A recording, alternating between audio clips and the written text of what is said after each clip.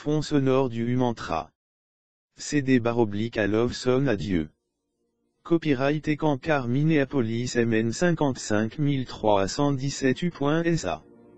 Enregistrement d'un groupe de milliers de personnes chantant cette chanson d'amour majestueux à Dieu. Cela pour vous aider à exalter votre spiritualité, et vous abandonner facilement à la réalité omniprésente de Dieu. Image de fond, produite avec le logiciel de retouche, Pixar. Karma partie 2/2. Comment on génère du karma? Pour bien saisir le processus, il est important de savoir ceci. Tous les composants du monde extérieur,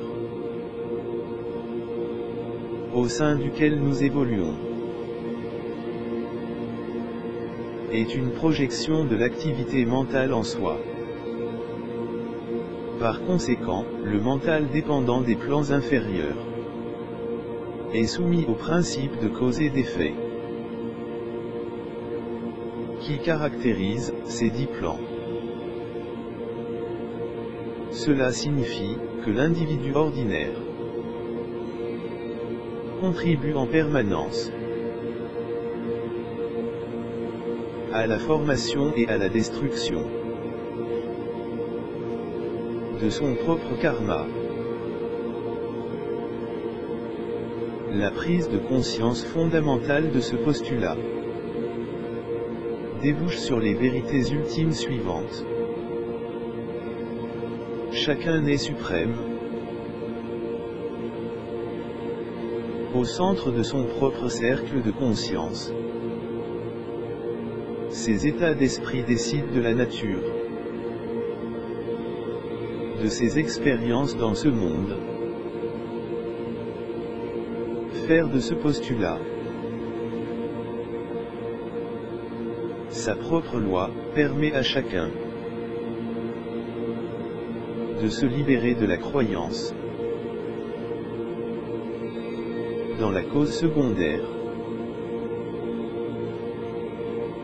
qui est toujours le Satan des chrétiens. Le pouvoir négatif, si vous préférez. Le pouvoir des psychomatérialistes.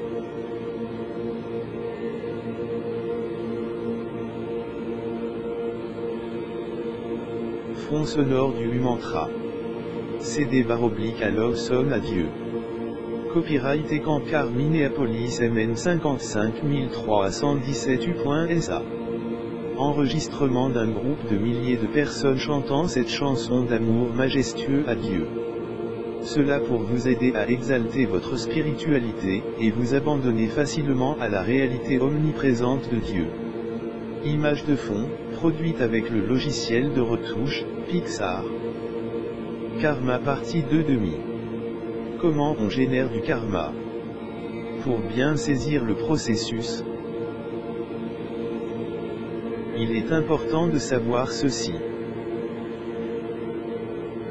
Tous les composants du monde extérieur, au sein duquel nous évoluons, est une projection de l'activité mentale en soi. Par conséquent, le mental dépendant des plans inférieurs est soumis au principe de cause et d'effet, qui caractérise ces 10 plans. Cela signifie que l'individu ordinaire contribue en permanence à la formation et à la destruction de son propre karma. La prise de conscience fondamentale de ce postulat débouche sur les vérités ultimes suivantes. Chacun est suprême, au centre de son propre cercle de conscience. Ces états d'esprit décident de la nature de ses expériences dans ce monde. Faire de ce postulat sa propre loi, permet à chacun de se libérer de la croyance dans la cause secondaire, qui est toujours le Satan des chrétiens. Le pouvoir négatif, si vous préférez. Le pouvoir des psychomatérialistes.